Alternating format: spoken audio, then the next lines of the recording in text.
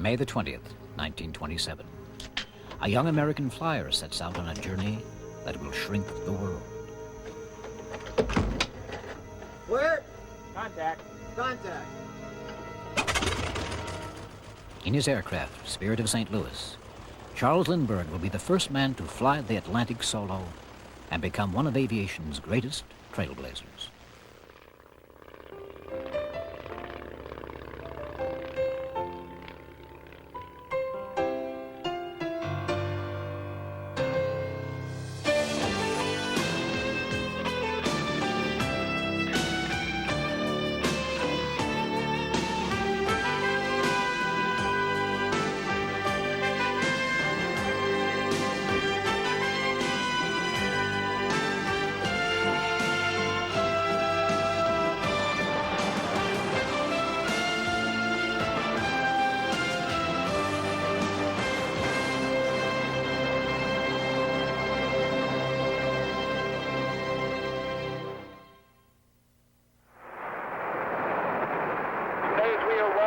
Smooth rotation continuing. Nose come up to 20 degrees. She's airborne. She flies. April 1969. Another trailblazing flight. This time it's the world's first supersonic airliner, the Anglo-French Concorde. Lindbergh had taken 33.5 hours to cross the Atlantic. Concorde would soon be offering a regular service that took less than 3. The ultimate Earth shrinker. Aviation has shrunk the world to livable size, and it's made one community of the world. It's changed our whole manner of thinking and living on this little globe. I think in my wildest dreams, I never anticipated how far and how fast we would go. Exactly 50 years separated Concorde's maiden flight and the very first direct crossing of the Atlantic in a converted Vickers Vimy bomber.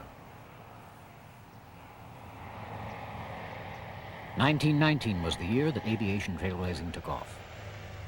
With the First World War over, there were tens of thousands of planes looking for something to do. For the first time, countries could be linked and oceans crossed. The skies of the world cried out to be conquered.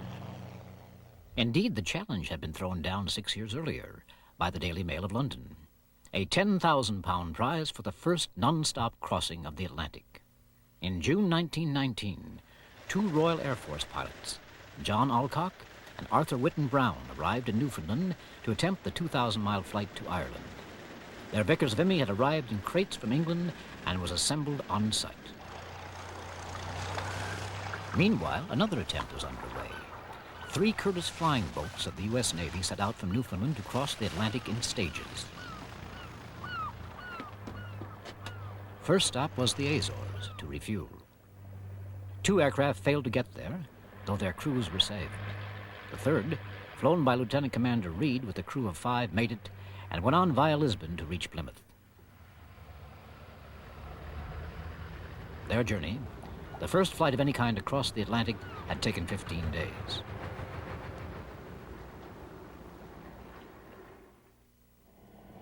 Back in North America, no less than 12 different aircraft were trying for the 10,000-pound prize. By June 14th, the Vimy of Alcock and Brown was ready for takeoff from the grass strip of St. John's. Groaning with 870 gallons of fuel needed for the flight, the Vimy slowly took off and headed east at a height of 1,200 feet. Overnight, the 2 pilots battled with fog banks, storms, ice, and dense cloud, while the world waited for news. After 16 hours, they finally reached the coast of Ireland and landed in a bog.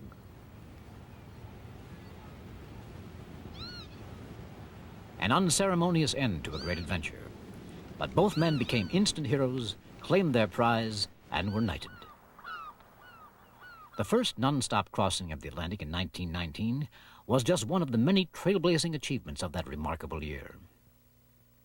In November, 2 Australian brothers, Ross and Keith Smith, returning from Europe after the war, took up another challenge. The Australian government had offered £10,000 for the first flight from London to Australia in under 30 days. After an eventful journey of 11,500 miles, the Smiths landed in Darwin with 2 days to spare. Behind such flights was the prospect of commercial aviation. It would be many years before such long distances could be flown by fare-paying passengers. But over shorter distances, commercial flights were already underway. The first international service began between Paris and Brussels in converted French bombers. But it was not a daily service. That began on April 25, 1919, between London and Paris. It cost £21 and took 2.5 hours. Within a few years, airlines were opening up all over Europe.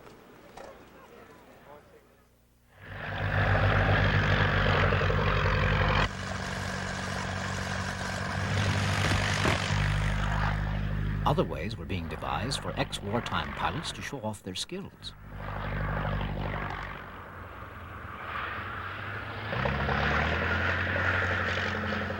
Some of them had the idea of using surplus planes for circuses, flying circuses.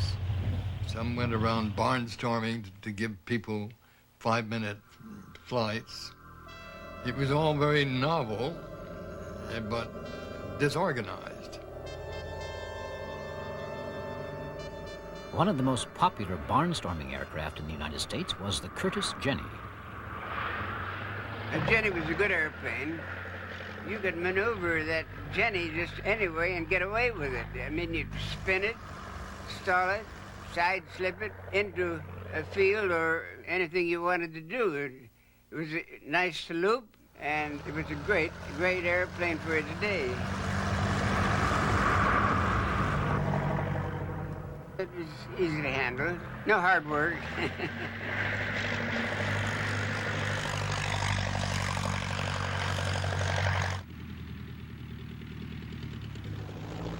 In Britain, throughout the 1920s, the showmanship of Alan Cobham's flying circus thrilled the crowd. Behind the stunts was a serious purpose: to sell the potential of flying to young and old alike.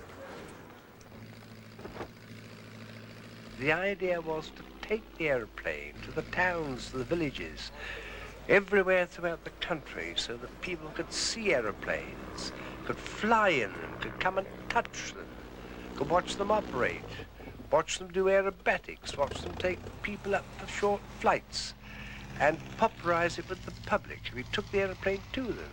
Half the people that were at the meeting had never seen an airplane at all. None had ever flown. For many boys and girls, their first adventure into the air was a flight with Cobham himself in his Avro 504. It was a wonderful experience. I'd been longing to fly all my life. I had watched the wartime aeroplanes going up from local aerodromes. I was determined that one day I would be a pilot. And now an aunt gave me a guinea so that I could go up with Alan Cobham. My heart beating fast, I took the front of the 2 seats in the back cockpit, and away we went.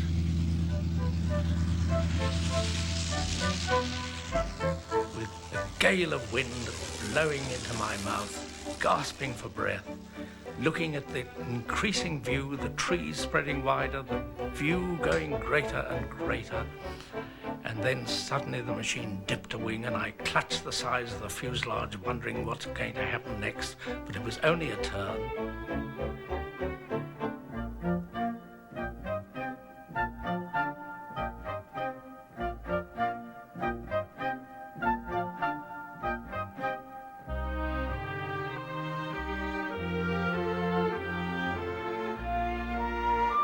The engine died down with a moan, and we came sailing down in a silent glide. Touchdown. And Cobham turned round to me and said, "Did you enjoy it?" There were, of course, still plenty of trailblazing routes to conquer, including the ultimate challenge, a flight around the Earth. 26,000 miles over oceans, deserts, mountains, and jungles. In 1924, a group of United States Army Corps flyers assembled in Seattle, on America's west coast, to attempt the epic journey. 4 aircraft, Douglas World Cruisers, adaptable to wheels or floats, set off in April.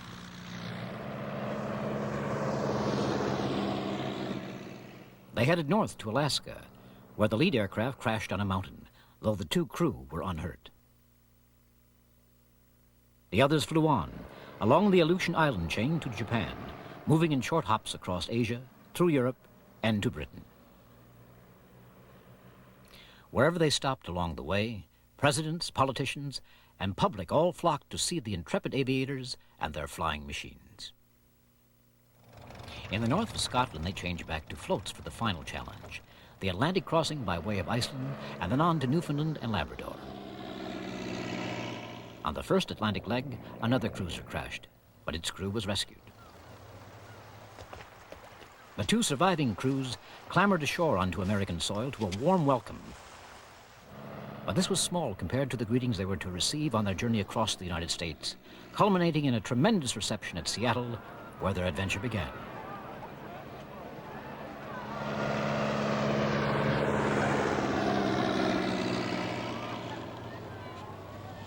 They had completed the first circumnavigation of the world by air. It had taken 175 days. Behind these trailblazing achievements came the commercial spin-offs. The United States Post Office soon saw the potential of an airmail, and services between cities sprang up all over the country.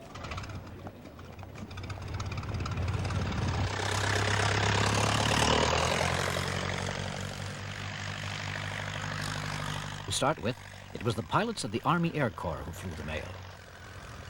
But soon private companies began to compete for post office contracts.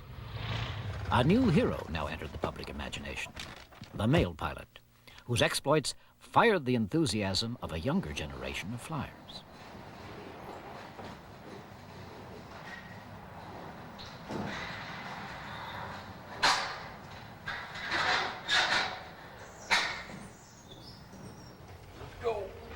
Well, as a boy 11 years old, working at Sid Chaplin Aerodrome, South Hollywood, going out to the field after school on our bicycles, my brother and I, we got acquainted with some of the pilots. And so from then, we kept working around the airport, wiping wings, pulling chocks, oiling rocker arms. And the next 2 years, we were all eyes, like a dog in a sausage factory. We were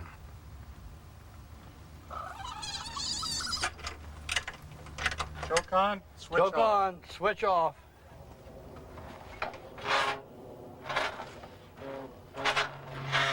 Choke off.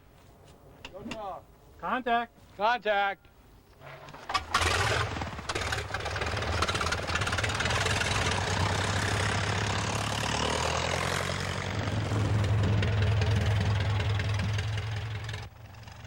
Why, my idea was to fly the mail because I could fly, and I'd hear these stories about these intrepid mail pilots in the Midwest from Omaha to San Francisco and going across to Washington. This is before passenger lines were flying and before Lindbergh flew to Paris. I couldn't wait to get back and start flying the mail.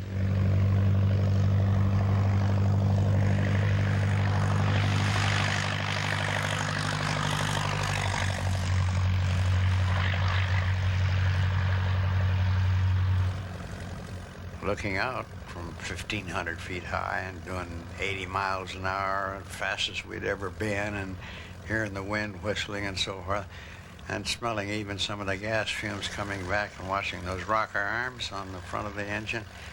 From then on, that was it. We had finally reached a point where when we knew we were going to stay in these airplanes, that was all there was to it. And it was, it's been so many years ago. It's been 60-something years ago. Before the coming of the airmail, it took almost a week for a letter to cross the country. Once regular transcontinental mail flights were inaugurated, it took just 2 days. The early mail pilots were he-men. They were rough and ready, but lovable fellows who were in the thing because it was a new and dangerous business.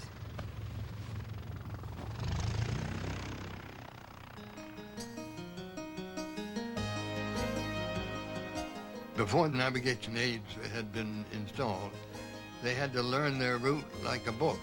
every hill, tree, and river, and village to guide themselves in all kinds of weather. It'd be a beautiful day, no passengers, no nothing else but just you and the mail and God.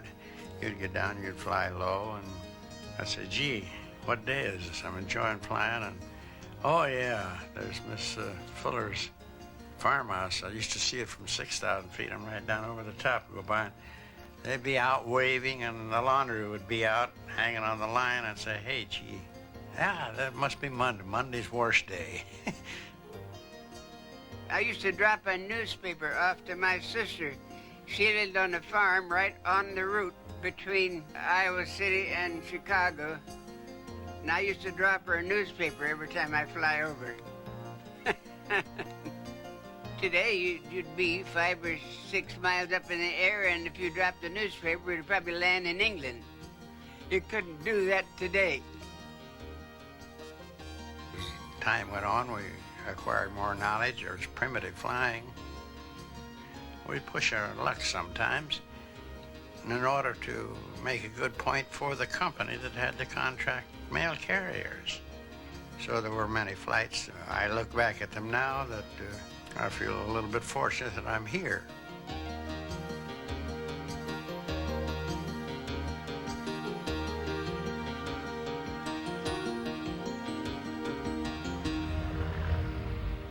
It was subsidies from the post office that launched and sustained the airmail.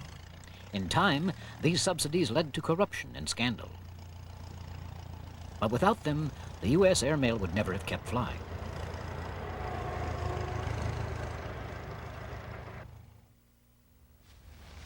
In Britain, it was the vast size of its empire that attracted the Trailblazer. In 1925, Alan Cobham set off from Croydon near London on a long-distance flight to survey potential routes for the recently formed Imperial Airways. His destination, Cape Town, an 8,000-mile journey down the length of Africa. His companions, a film cameraman and a mechanic. One had no meteorological reports. They couldn't even telephone up ahead to find out what it was like. So you flying into the unknown as far as weather was concerned. You might meet low cloud, you might meet a snowstorm, you might meet a dust storm, but you never knew what was ahead of you. One is amazed how on earth he ever found these strips, which the local men had cleared in the jungle, but find them he did with a compass. No radar or any of those fancy things, a straightforward compass, and you just steered by looking over the top of the compass and said it must be about there. And somehow or other you found it and landed on this strip. And there, this local commissioner would meet you, and there would be men posted about the airplane. I mean, animals really was what you were protecting the airplane from, in case they did any damage to it while it stayed there overnight.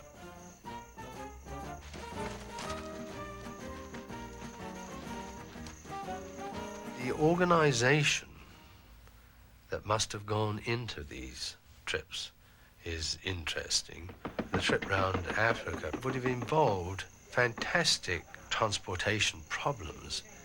Cans of petrol have to be there waiting. You have to have made arrangements for that fuel to have been ferried up there, possibly by canoe and so on. The local natives come out to actually beat the land down with their feet and make the runway firm enough for father to be able to take off, because you can see before they do this, there's one wheel sunk in the mud, and clearly he would not be able to get off at all.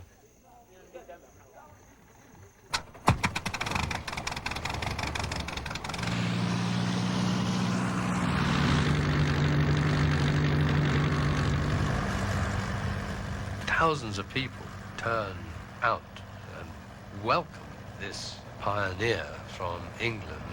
I should think some of them thought, this madman from England, and if you look at the country that had been traversed, you're inclined to agree with some of them as well. London to Cape Town in 3 months. One of Cobham's many trailblazing flights across the British Empire. By that method, he really opened the Empire Airlines step by step, long before there were airlines capable of doing it. These flights had tremendous publicity. The newspapers of England and often of many other places in the world publicized the story, building him up as a great man, and people were enormously interested. He was the pop idol of the day. Cobham might have convinced the public with his epic flights, but he still had to persuade the British government. To win them over, when he flew back from Australia, he took his case straight to Parliament by landing on the Thames at Westminster. Lord Birkenhead replied, you see, after I'd given my impassioned speech on having an air route to India immediately. And he said, the present moment when I send a dispatch to India, I say, thank God I can't get a reply under 2 months. Now Cobham is going to have a reply in a week. Life will be unbearable. We don't want airlines. For the determined aviator, the world still abounded in challenges. The aim of American explorer Commander Richard Byrd was to fly over the South Pole. From the start, appalling conditions delayed the attempt. The crew had to spend the winter in the Antarctic. Byrd's aircraft was a Ford trimotor, and to protect it from the intense cold, the team had to improvise an unusual hangar.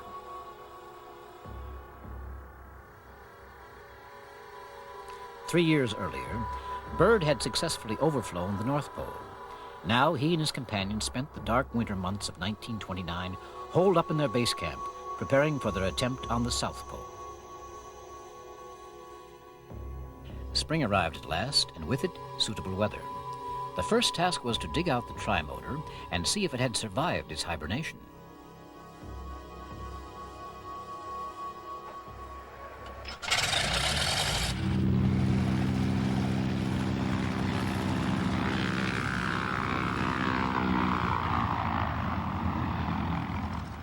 On November 28th, the trimotor, named the Floyd Bennett after Byrd's companion on his North Pole flight, took off with its crew of 4.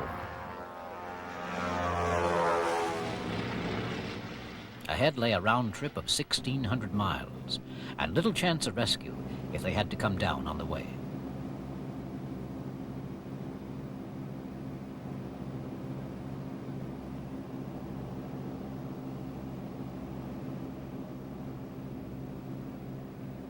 Fuel started to look dangerously low, so the crew threw out everything they could spare to light the airplane.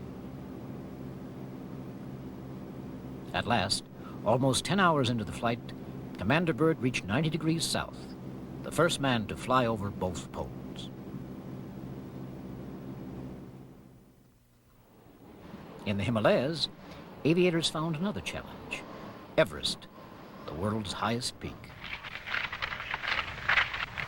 Fresh western disturbance causing cloudy conditions frontier and western Himalayas. In 1933, a British team led by the Marquis of Clydesdale arrived on the northern plains of India, determined to be the first to fly over the 29,000-foot summit. Increasing height up to about 100 miles per hour at 9 and 10. Oh, well, that's a complete washout. Like Byrd, they had to wait for months for the right weather conditions.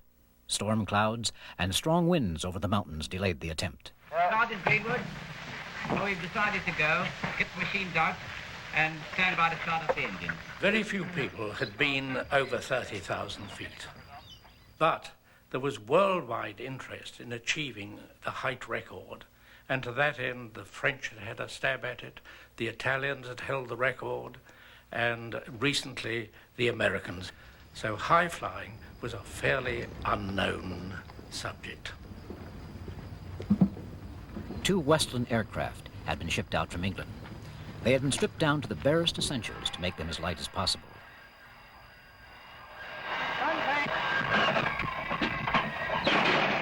A special blend of fuel, tetraethyl lead, had been developed to cope with temperatures that could drop to minus 60 degrees centigrade. Very special suits of 4-ply material were constructed and fitted with a very elaborate system of heating elements throughout, including boots and flying helmet. That in turn required large electric power and therefore big generators had to be fitted to the machine. The helmets were similarly heated, and even the goggles and a face mask had their electrical elements.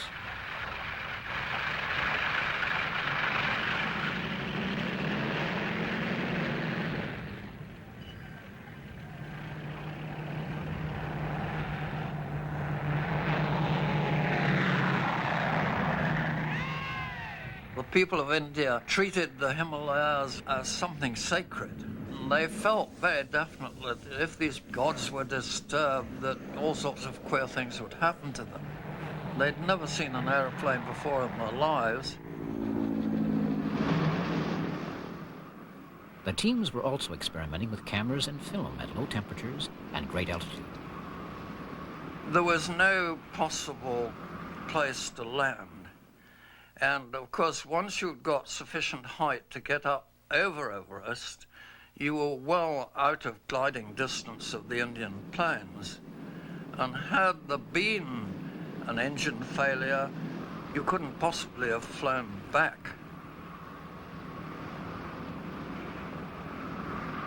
The observer on it was taking pictures, and each time he changed a plate, he had to go back into the cockpit. And on one of these occasions, he trod on his flexible metal oxygen pipe. And then when he stood up, the pipe parted company. Without oxygen at that height, Bonnet would not have survived. But quick thinking on his part saved him, and the planes went on to fly over the summit.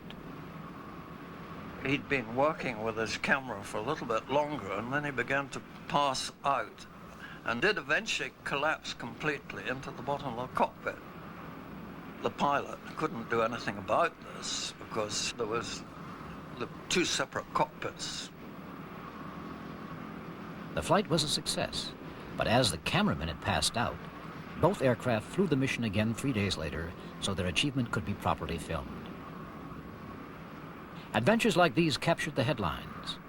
More significant for commercial aviation was the challenge to fly non-stop between the cities of New York and Paris, a competition that reached its peak some years earlier at a tragic cost. In 1926, French aviator René Fonck and his crew were ready to try for the $25,000 Ortig Prize, offered for the first successful crossing. The problem all these Atlantic challengers faced was the weight of the fuel that they had to carry. The critical moment was takeoff, when the load was heaviest.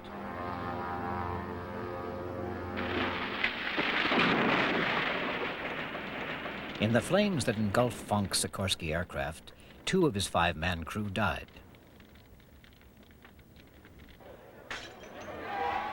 Undeterred, a queue of contenders joined the race to cross the Atlantic. Clarence Chamberlain and Lloyd Berthoud began in style, but saw their hopes fall flat when their landing gear broke on a test flight.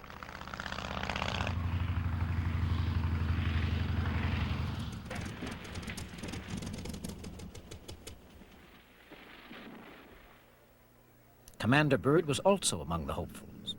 An unfortunate landing postponed his challenge.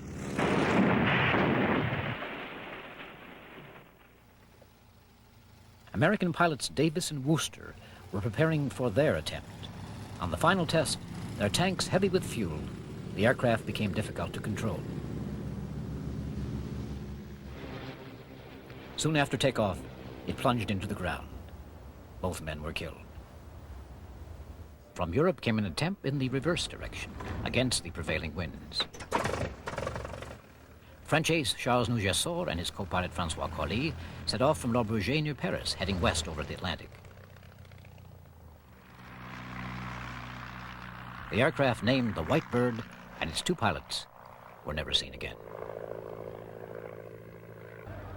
Enter the next challenger, a converted Ryan aircraft named Spirit of St. Louis. 25-year-old Charles Lindbergh had persuaded some St. Louis businessmen to sponsor his bid. On May 20th, 1927, he was ready for the challenge that had cost so many lives. Lindbergh was a dreamer. Certainly as an airman or pilot, he had as much experience at flying without great assistance from aides on the ground. And so he couldn't resist the opportunity to participate in the race. He was not an extrovert. He was a very conservative character, but not too conservative to try the Atlantic. Lindbergh would have to fly the journey blind, relying on a periscope or leaning out of the window to see what lay ahead. An extra-large fuel tank had been fitted directly in front of the cockpit between the wings for the best center of gravity. It completely cut off the view forward. Brakes in contact. Today, Lindbergh's spirit is not forgotten. Piloted by enthusiasts, this replica flies regularly, and Lindbergh's own experience of the epic adventure lives on in his writings. What a beautiful machine it is, in front of the hangar, trim and slender, gleaming in its silver coat. All our ideas, all our calculations, all our hopes lie there before me, waiting to undergo the acid test of flight. For me, it seems to contain the whole future of aviation. When such planes can be built, there's no limitation to the air. My cockpit quivers with the engine's tenseness. Sharp explosions from the exhaust stacks speak with confidence and precision. But the spirit of St. Louis isn't vibrant with power as it's always been before. I'm conscious of the great weight pressing tires into the ground, of the fragility of wings, of the fullness of oversized tanks of fuel. There is in my plane this morning more of earth and less of air than I've ever felt before.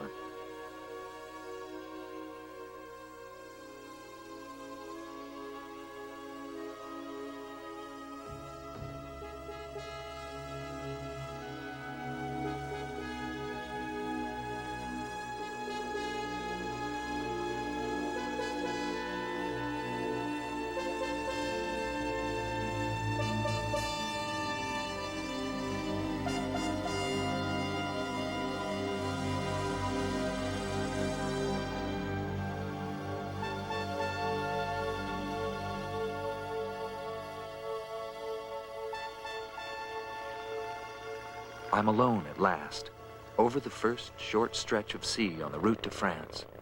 The surface is calm. There's hardly a sign of movement beneath the oil-smooth sheen of its skin. It's only 35 miles to the Connecticut shore, but I've never flown across that much water before. I relax in my cockpit, this little box with fabric walls in which I'm to ride across the ocean. Now, if all goes well, I won't move from it for a day and a half until I step out on French sod at the airport of Le Bourget. There's room enough, no more, no less. My cockpit's been tailored to me like a suit of clothes. Instrument readings are all normal. The engine sounds smoother than at the beginning of the flight. Possibly it's simply the smoothness a well-cared-for engine gains during the early hours of its life. Whatever the cause, there's something in its rhythm that assures me and gives me confidence with which to enter the unknown space ahead, to climb up over the fog, over the sea, and into the night. It seems impossible to go on longer. All I want in life is to throw myself down flat, stretch out, and sleep. I've got to find some way to keep alert. There's no alternative but death and failure. No alternative but death and failure, I keep repeating, using the thought as a whip on my lagging mind, trying to make my senses realize the importance of what I'm saying.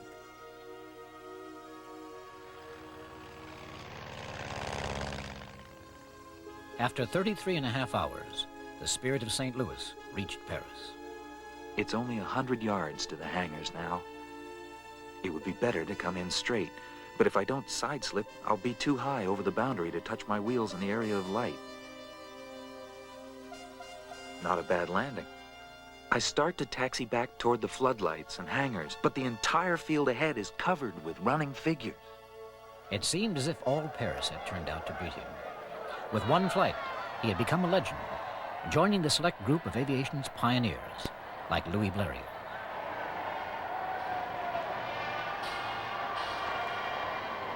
On his return to America, his reception was no less triumphant. Everywhere he went, he drew an ecstatic welcome. Lindbergh became the symbol of flight. And he was young, he was handsome, and he was taciturn, and he was a kind of an ideal hero. Lindbergh captured the imagination of the world. He was dedicated to the gospel of flight, and it was all really to publicize flight. After all, if you become a god, you want your parishioners to keep on with the incense, if nothing else. Lindbergh's flight fired an explosion of interest in commercial aviation. Prime. Center engine primed. Ready to start center engine.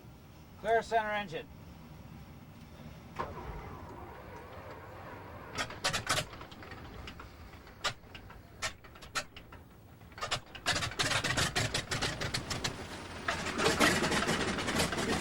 The Ford Trimotor, America's first purpose-built airliner, was ready to exploit the public interest. It was built as a very sturdy plane, and it's still flying, some of them. It shows how very overstrong it had been built, because they didn't know what to expect. The Ford Motor Company had been interested in aviation by Bill Stout, who had built a single-engine plane, but Mr. Ford felt he wanted more safety, and so we developed the Ford Trimotor plane. So strongly built was the Trimotor, it could even loop the loop.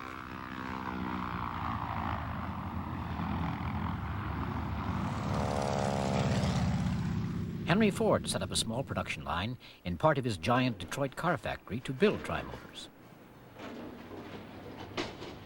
We had 2 or 3 aeronautical engineers that came to the Ford Motor Company and supervised the construction of it. It was much more of a hand-built affair. And there weren't so very many of them built, you know, altogether.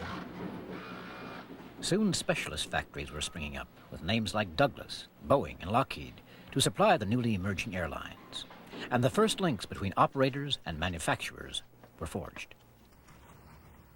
I think it was one of the very first all-metal planes with an enclosed cabin for the pilots, and wheel on at the rear in place of a tail skid, and brakes so that it could operate more like an automobile in that sense. The corrugations were built so they ran in the direction of the wind. And this, we had quite an argument in Europe over this question, because the Europeans claimed they had a patent on corrugations that ran in the same direction as the wind, which seemed too silly for words.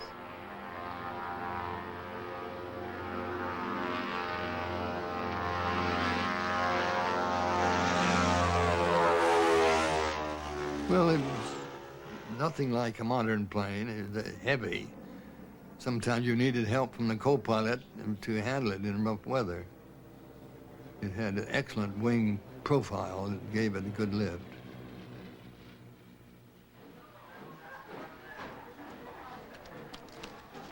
In 1928, to fly to the West Coast, passengers from New York first had to take the train to Columbus, Ohio. There, they boarded the Trimotor of TAT Airlines, which took them by stages to Los Angeles, including an overnight stop.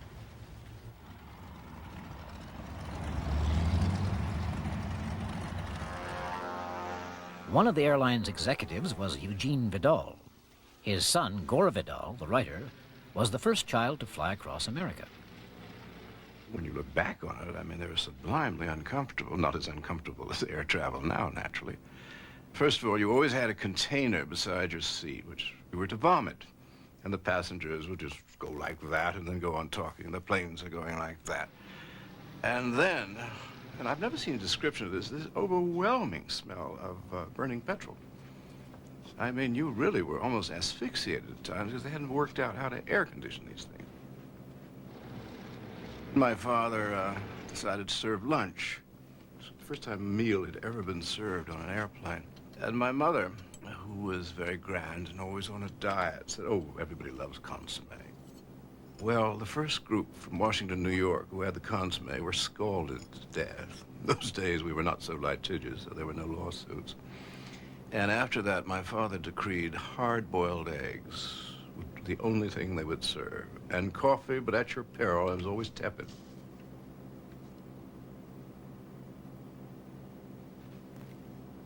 For all the discomfort these early passengers experienced, they had the first memorable opportunity to see from the air the grandeur of the American continent.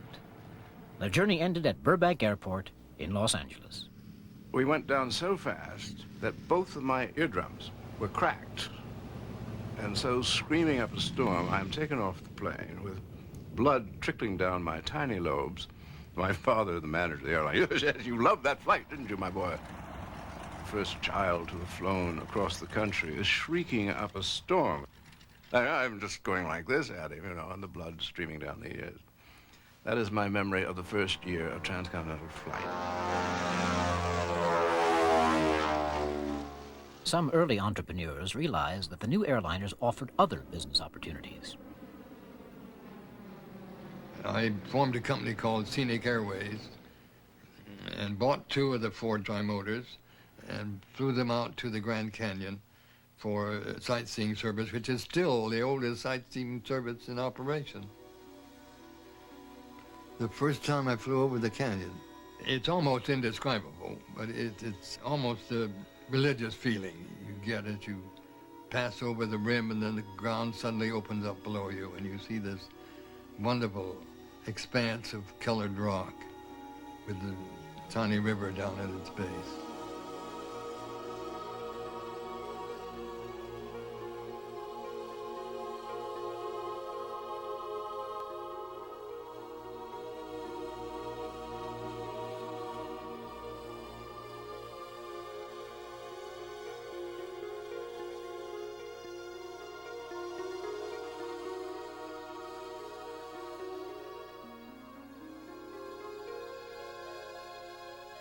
When Lindbergh flew the Atlantic, there was no organized air passenger service in the United States. Within a year, 60,000 people were being carried by the new airlines. 2 years later, the figure had reached 250,000. Lindbergh had rung in the dawn of a new age of commercial aviation.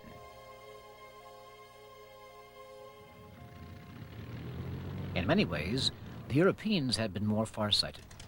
Germany, prevented after the war from having an air force, poured its resources into a state airline, Lufthansa. It had regular flights all over Europe, carrying tens of thousands of passengers, long before Lindbergh woke up America to air transport.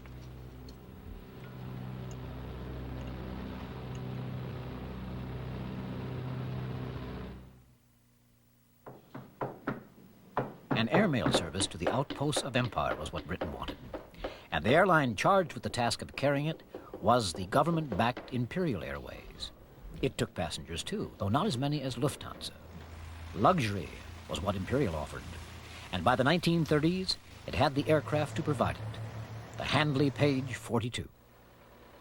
Nothing will ever come up to that feeling as I stepped aboard that aircraft for the first time, to see this great lumbering giant as it looked then, a cockpit that looked like a greenhouse stuck on the front, all perspex.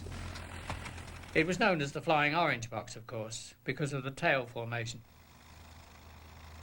The only people that could afford to fly were government officials whose fare was paid, and of course the very wealthy, whose privilege was to fly around the world wherever they chose to go. And it was our job to make that flight as pleasant and as comfortable and easygoing as possible. Whatever their want, we were expected to supply it. The HP-42 had to land very frequently to refuel because headwinds cut our ground speed to 30 or 40 miles per hour. It sounds quite remarkable, but we frequently dropped down to those speeds, crossing the desert.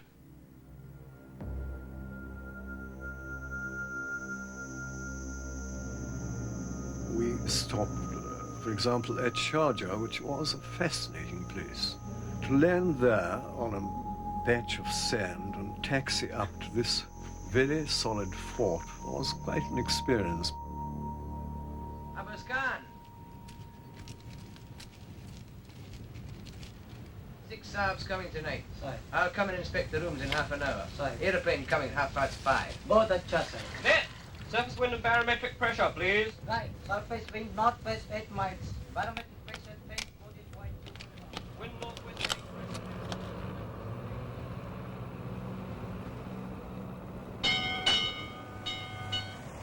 You were transformed into a completely new world, where you were taking weeks to do something you did in a matter of hours. One moment you were in the cold of the UK, and within a very short time you were transformed to the Middle East or the Far East. You were a butler, you were a diplomat, you were a confidant, you were everything to those passengers. It was a love affair. It was something that you wouldn't go into if you weren't absolutely dedicated to it. Warborough was in the club the night before I left. He asked to be remembered to you all. He's in fine fettle, whacking the old... You felt it was something that was going into the next century and you wanted to be part of it.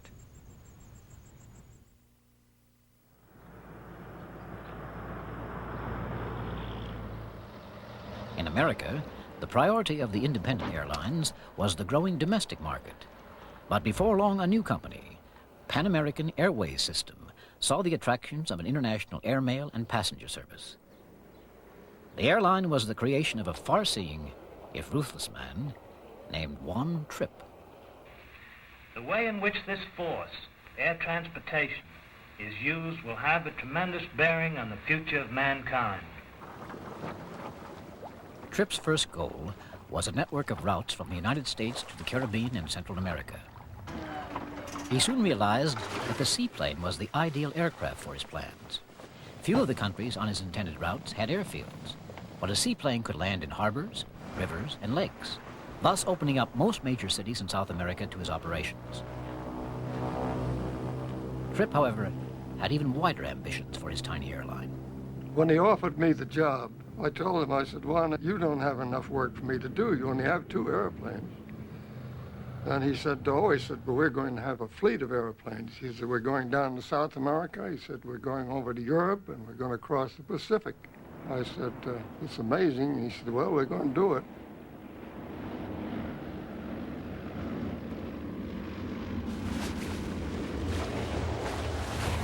Tripp set about establishing a network of routes with ruthless efficiency. He started by winning the first 2 airmail contracts to Panama and the Windward Islands. By cultivating foreign governments, he then shut out his rivals and established an effective monopoly on the routes. This pattern was repeated wherever he opened a service. He was accused of corruption with foreign officials and collusion with the U.S. Post Office. But soon Pan Am was booming. Indeed, in some people's eyes, was almost an extension of U.S. foreign policy. Vaughn Tripp wanted to be the czar of air transportation. He wanted to have the U.S. premier airline. He didn't want competition at all. He wanted to be the international representative of the country. A ruthless man, of course, as I guess sometimes you have to be.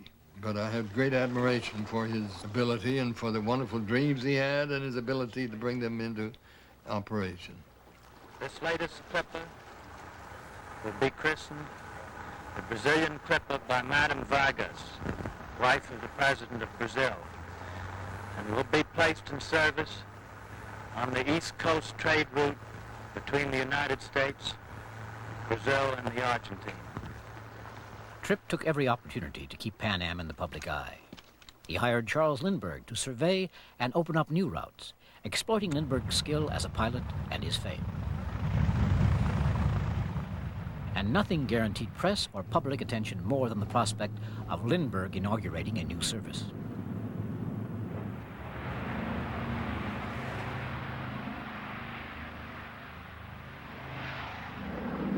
Pan Am's fleet of aircraft grew, and so did Tripp's ambitions.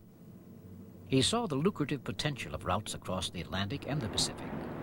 With the giant seaplane, the S-42, Tripp first planned an Atlantic service. But when the British, who had no aircraft that could carry passengers across the Atlantic, refused him landing rights, he turned instead to the Pacific.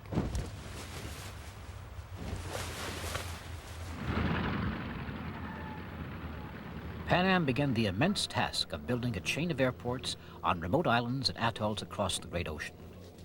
Lagoons had to be dynamited to clear coral reefs, hotels and workshops built, fuel dumps constructed. The first stage, from Alameda in California to Hawaii, was the longest, 2,400 miles.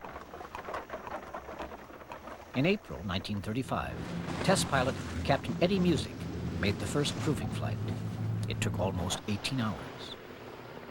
The trip back took 2 hours longer. They just barely made it back. There were only 72 gallons of gas left in the tanks. Captain Music was supposed to do his triumphant circle over the city, and he said, "The hell with that."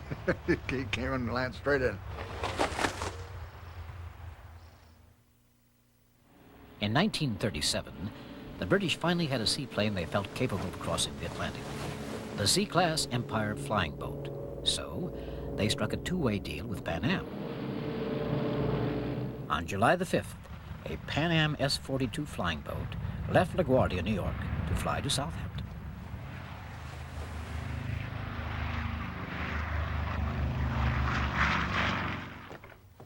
At exactly the same time, a C-class Empire flying boat of Imperial Airways took off from Southampton Water, bound for New York. Both survey flights were a success, but to achieve it, the British had stripped out all interior fittings to give their plane enough range. And their Pan Am rival had installed extra fuel tanks inside the cabin. Both were operating at the limits of technology. No airline yet had an aircraft capable of carrying passengers across the Great Divide. It would be another 2 years before an aircraft would come into operation that could comfortably cross the Atlantic. Pan Am's Boeing Clipper could carry 72 passengers and plenty of freight. But 3 months after it came into service, Britain was at war. By the time the conflict ended and the Atlantic was once more open to commercial operations, the days of the great flying boats were over. By then, too, the age of individual trailblazers had passed. But they had left a rich legacy of achievements for post-war aviation to build on. What limitless possibilities aviation holds when planes can fly non-stop between New York and Paris. The year will surely come when passengers and mail fly every day from America to Europe. Planes may even replace automobiles someday, just as automobiles replaced horses. Possibly everyone will travel by air in another 50 years. I'm not sure I like the idea of millions of planes flying around overhead, but I love the sky's unbroken solitude. What is aviation leading to?